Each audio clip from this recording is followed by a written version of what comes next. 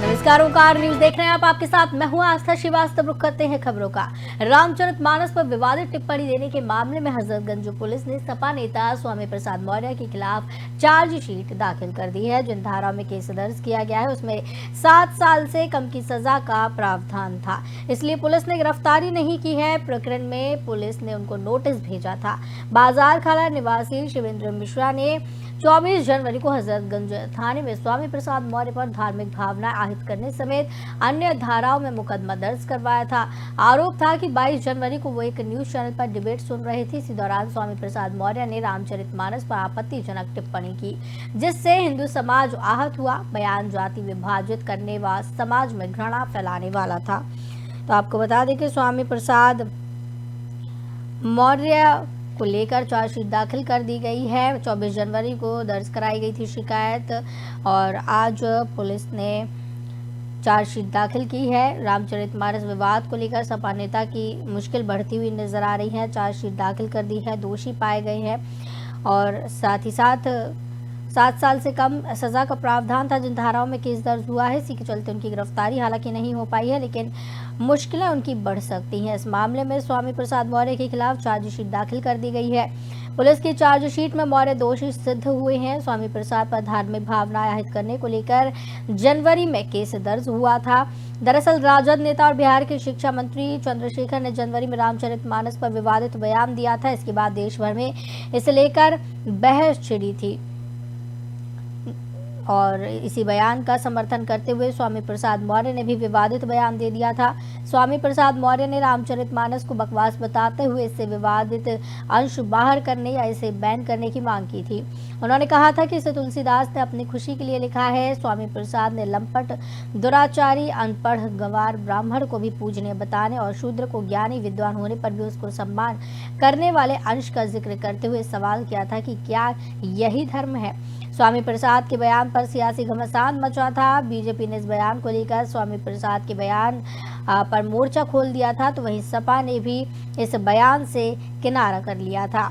स्वामी प्रसाद के बयान को लेकर यूपी की राजधानी लखनऊ में उनके खिलाफ केस दर्ज हुआ था। लखनऊ के हजरतगंज थाने की पुलिस ने उनके खिलाफ आईपीसी की धारा 295A, 298, 504 और 153 के तहत केस दर्ज किया था। इन धाराओं में 7 साल की सजा का प्रावधान है। हालांकि पुलिस ने अभी तक स्वामी प्रसाद को गिरफ्तार नहीं किया है, उन्हें सिर्फ नोटिस भेजा गया है। तो बता दें आपको कि चंद्रशेखर ने क्या कहा था। चंद्रशेखर ने कहा था कि रामचरितमानस में जो कूड़ा कचरा है उसे साफ करने की जरूरत है। उन्होंने कहा कि अभी तो कुछ दोहों पर सवाल किया है, अभी दर्जन दोहे हैं जिसे बदलने की जरूरत है। मैं रामचरितमानस पर बोलता रहूंगा, मैं चुप होने वाला नहीं। और इसी बयान का समर्थन सपा नेता स्वामी प्रसाद मौर्य ने किया था।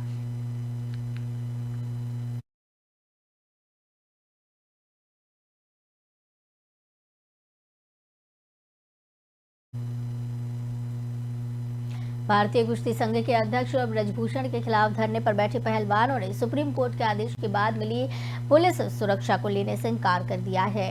उन्होंने पुलिस सुरक्षा वापस कर दी है। खिलाड़ियों ने कहा कि अगर वे जंतर मंतर पर सुरक्षित नहीं है तो वे कहीं भी सुरक्षित नहीं है। वे यहाँ शांतिपूर्वक अपना धरना दे रहे हैं। यहाँ रोजाना उनके समर्थन में लोग आ रहे हैं और जा रहे हैं, मगर उन्हें किसी से भी कोई दिक्कत नहीं है। वहीं रविवार को धरना छात्रों के साथ रहेगा। बजरंग पूनिया ने सोशल मीडिया के माध्यम से छात्रों का साथ मांगा है। उन्होंने ट्वीट कर लिखा है कि स्टूडेंट्स फॉर रेसलर्स। इसी के साथ उन्होंने आज दिल्ली यूनिवर्सिटी के north campus art faculty gate number 4 पर दोपहर 12 बजे सभी छात्रों को आने का आह्वान किया। यहाँ से पहलवान और छात्र मार्च निकालेंगे, जिससे के गेस्ट मुख्य तौर पर बजरंग पूनिया खुद होने वाली हैं।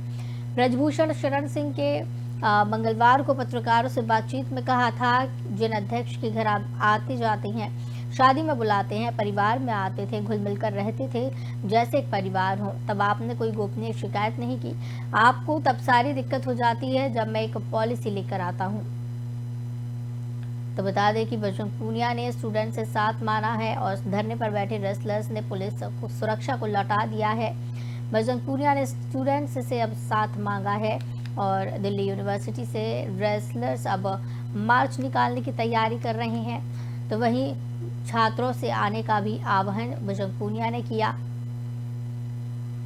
खिलाड़ियों ने कहा कि अगर वे जंतर मंतर पर सुरक्षित नहीं हैं तो वे कहीं भी सुरक्षित नहीं हैं। वे यहां शांतिपूर्वक अपना धरना दे रहे हैं। यहां रोजाना उनके समर्थन में लोग आ रहे हैं और जा रहे हैं, मगर उन्हें किसी से भी कोई दिक्कत नहीं है। वहीं रविवार को धरना छात्रों के साथ रहेगा। बजरंग पूनिया ने सोशल मीडिया के माध्यम से छात्रों का साथ मांगा है। उन्होंने ट्वीट कर लिखा है कि स्टूडेंट्स फॉर रेसलर्स। इसी के साथ उन्होंने आज दिल्ली यूनिवर्सिटी के north campus art faculty gate number 4 पर छात्रों को आने का भी आह्वान किया।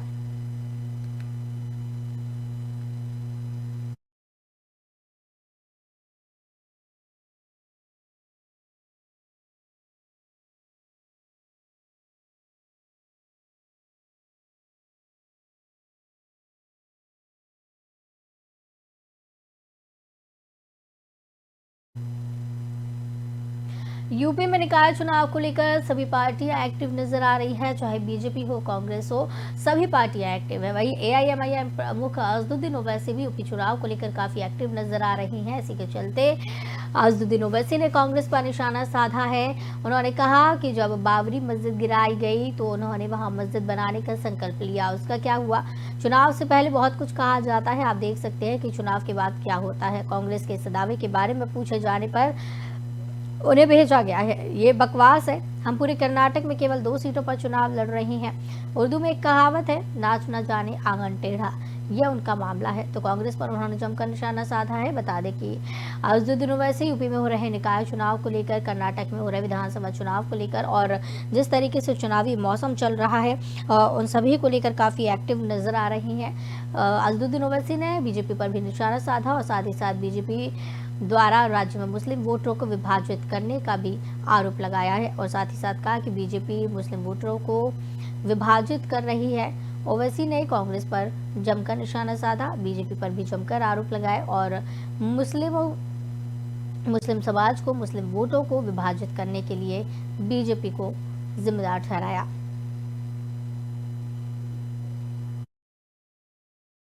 कांग्रेस पार्टी जब बाबरी मस्जिद का डेमोलिशन हुआ था तो डेमोलिशन के बाद कांग्रेस पार्टी का एक रेजोल्यूशन है पार्टी का कि हम दोबारा वहां मस्जिद बनाएंगे। समझिए आप, जब कांग्रेस पार्टी की सरकार थी उनका रेजोल्यूशन है उनकी पार्टी का कि हम बाबरी मस्जिद को वहीं बनाएंगे। क्या हुआ वहां पे फिर? अब कांग्रेस पार्टी बोल रही है, देखिए चुनाव से पहले तो बहुत बातें बोलते, उसके बाद क्या होता आप देख लो।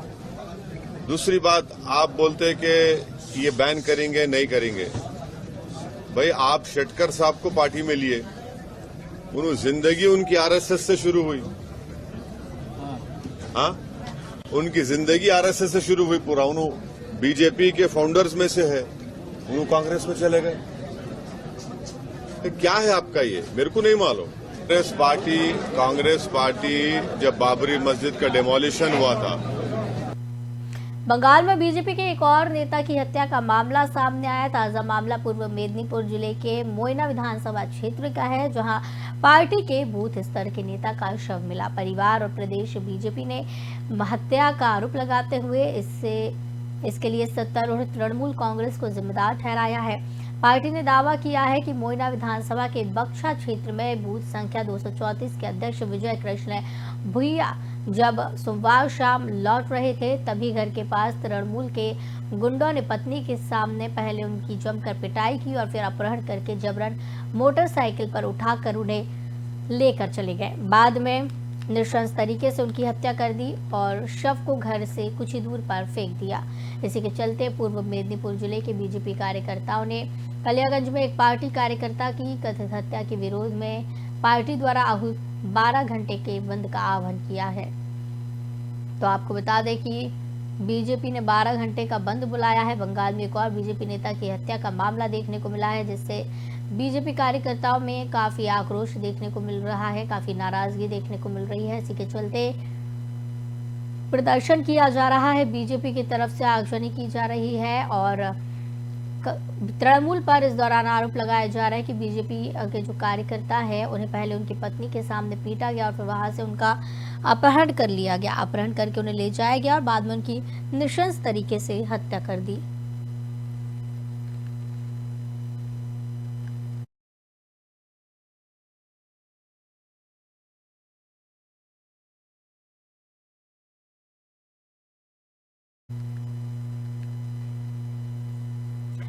कर्मचारी भविष्य निधि संगठन ईपीएफओ ने अधिक पेंशन पाने का हक देने को लेकर नए नियम बनाए हैं। नियमों के मुताबिक जो लोग हर माह मौजूद पेंशन से अधिक पेंशन पाने की इच्छा रखते हैं उनके लिए राहत भरी खबर है।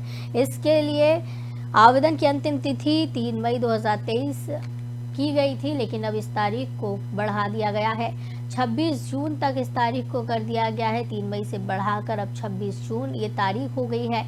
इस पेंशन स्कीम के तहत ज्यादा पेंशन पाने के लिए आवेदन की डेडलाइन को दूसरी बार बढ़ाया गया। सुप्रीम कोर्ट ने जब 4 नवंबर 2022 को इस संबंध में निर्णय सुनाया था, तब इसके लिए 4 माह की डेडलाइन तय की गई थी। आवेदन की अंतिम तिथि पहले 3 मार्च 2023 तय की गई थी। इसके बाद 3 मई 2023 तय की गई और अब एक बार फिर से इसे बढ़ा दिया गया है। और आपको बता दें कि अधिक पेंशन को लेकर ये फैसला आया है।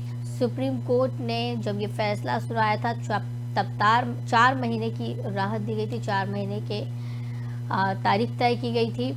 लेकिन अब एक बार फिर से राहत भरी खबर है उन लोगों के लिए जो कि पेंशन से अधिक पेंशन पाने की इच्छा रखते हैं।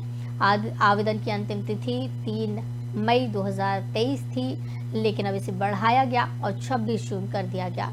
तो अब 26 जून तक आवेदन कर सकेंगे। स्कीम के तहत ज़्यादा पेंशन पाने के लिए आवेदन की डेडलाइन को ये दूसरी बार बढ़ाया गया है।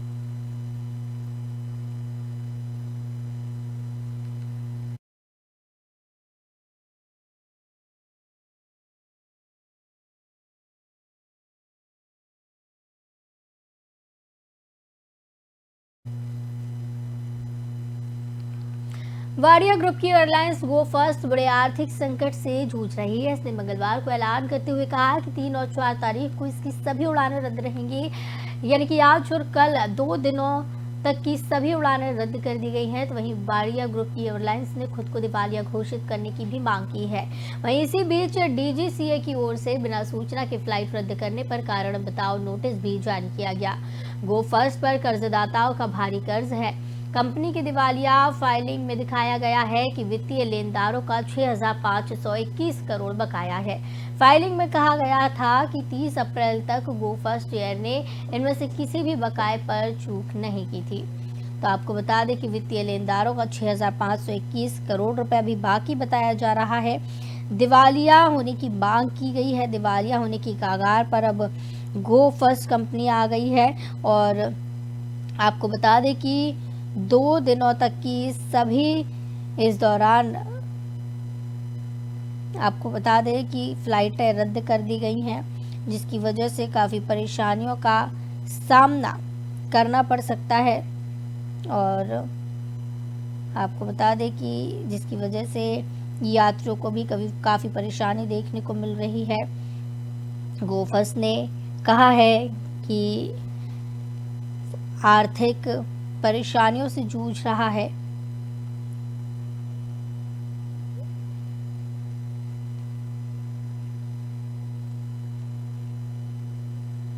तो जिस तरीके से गो फर्स्ट कंपनी परेशानियों से जूझ रही है, आर्थिक स्थिति से जूझ रही है, अपने आप को दिवालिया करने की मांग कंपनी कर दी है। 2 दिनों की सभी उड़ानें कंपनी ने रद्द कर दी है। वित्तीय लेनदारों का 6,521 करोड़ रुपए भी बकाया है।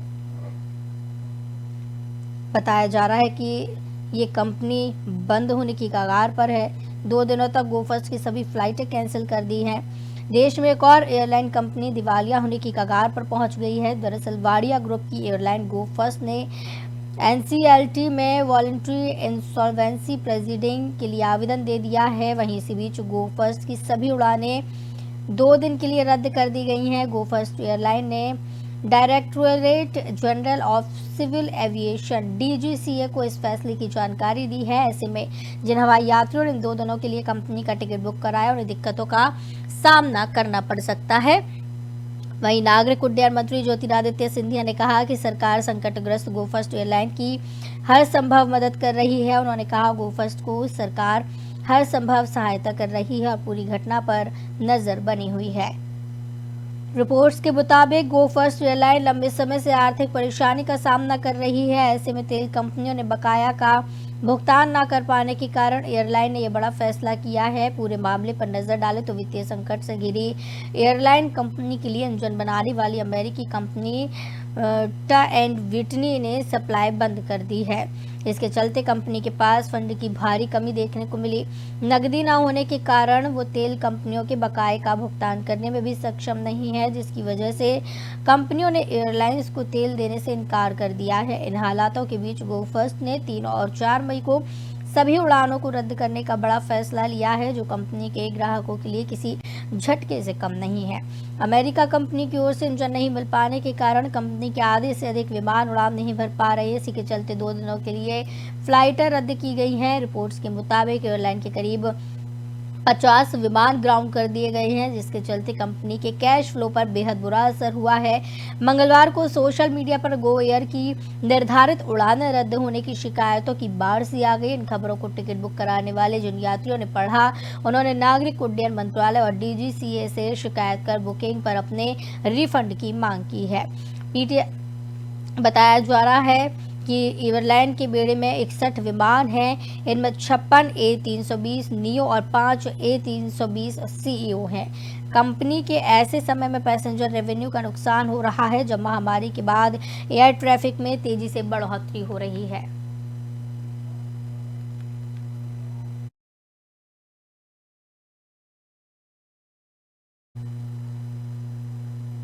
भारतीय टीम के दिग्गज तेज गेंदबाज मोहम्मद शमी को लेकर बड़ी खबर सामने आई है। दरअसल उनकी पत्नी हसीन जहां ने क्रिकेटर की गिरफ्तारी के लिए सुप्रीम कोर्ट का रुख अपनाया है। अपनी याचिका में हसीन जहां ने कलकत्ता हाई कोर्ट के उस आदेश को चुनौती दी है जिसमें शमी के खिलाफ जारी गिरफ्तारी वारंट पर सत्र न्यायालय की रोक को बरकरार रखा। बता दें कि शमी की पत्नी ने याचिका में आरोप लगाया कि शमी उनसे दहेज की मांग करते थे और BCCI से जुड़े दौर पर बोर्ड की तरफ से मुहैया कराए गए कमरों में वेश्याओं के साथ अवैध संबंधों में शामिल रहे। तो बता दें कि मुश्किलों में मोहम्मद शमी फंसे नजर आ रहे हैं। कलकत्ता हाई कोर्ट में आदेश को चुनौती दी है। सुप्रीम कोर्ट का रुख अब कर लिया है। पत्नी हसीन जहां ने गंभीर आरोप लगाए। अवैध संबंध और दहेज मांगने के भी आरोप इस दौरान लगाए गए हैं। याचिका में सुप्रीम कोर्ट हसीन जहां पहुंची हैं।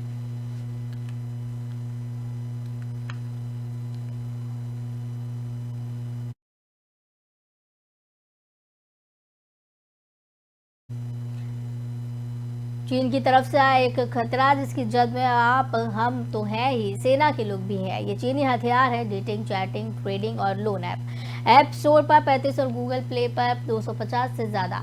भारत सरकार ने 2020 से अब तक 232 चीनी ऐप बैन किए, लेकिन 300 से ज्यादा ऐप देश में वापस आ गए। ये app Hong Kong, Vietnam, Singapore, Indonesia के हैं, लेकिन असल में चीनी कंपनियां इन्हें प्रॉक्सी लोकेशन से चला रही हैं। एक्सपर्ट्स की मदद से इन ऐप्स की खुफिया रिपोर्ट बनाई गई जो सरकार को भेजी जाएगी। इसमें दावा है कि ये ऐप ऑनलाइन वेश्यावृत्ति तक करा रही हैं और छोटे कस्बे, गांव के संभ्रांत परिवारों की लड़कियां, महिलाएं ट्रैप हो रही हैं। ये मनोरंजन के नाम पर इन सोशल ऐप्स से जुड़ती हैं, फिर इन्हें बात करने, मिलने के लिए ऑफर मिलने लगते हैं। हमारी सेना के लोगों को भी टारगेट किया जा रहा है। सरकार को इसे रोकने की जरूरत है। मेजर जनरल अशोक कुमार ने बताया कि चीन हमारे हर नागरिक और सेना के लोगों को टारगेट कर रहा है। इससे वो सोशल मीडिया इंफॉर्मेशन वॉरफेयर के साथ आघात कर सकता है। चीन प्रॉक्सी नाम पते से अब भी कई ऐप चला रहा है। इन्हें रोकना जरूरी है। भारत सरकार को निबंध करना है और साथ ही साथ सिक्योरिटी नेटवर्क को भी मजबूत करने की जरूरत है।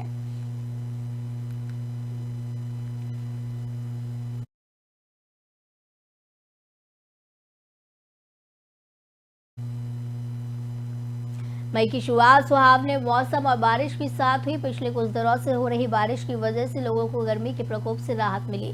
मौसम विभाग की जानकारी के मुताबिक देश भर में आने वाले एक हफ्ते तक ऐसा ही मौसम रहने के आसार है, जिसके चलते आने वाले कुछ दिनों तक देश के किसी भी हिस्से में हीट वेव की संभावना नहीं है।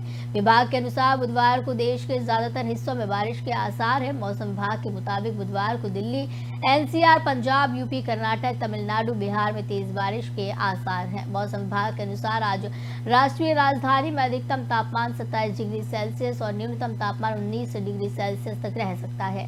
विभाग की माने तो बिहार, उड़ीसा, महाराष्ट्र में भी हल्की बारिश हो सकती है। राजस्थान के भरतपुर, धौलपुर, करौली, सवाई माधोपुर, कोटा, बारा, झालावाड़, जैसलमेर, बीकानेर, चित्तौड़गढ़, उदयपुर जिलों के आसपास इलाकों में बारिश के साथ तेज हवा चलने की संभावना है। प्रदेश के भी कई इलाकों में बारिश के साथ 40 से 50 किलोमीटर प्रति घंटे की रफ्तार से तेज हवा चलने का अनुमान है। उत्तराखंड में बर्फबारी का अनुमान है, जिसके चलते मौसम विभाग ने राज्य में ऑरेंज अलर्ट जारी किया है। उत्तराखंड के उत्तरकाशी, रुद्रप्रयाग, चमोली, बानेवर और पिजनू के 3200 मीटर की ओर इससे अधिक ऊंचाई वाले क्षेत्रों में बर्फबारी के आसार हैं। उत्तराखंड में बर्फबारी की वजह से चारधाम यात्रा करने आए श्रद्धालुओं को भी दिक्कत का सामना करना पड़ रहा है।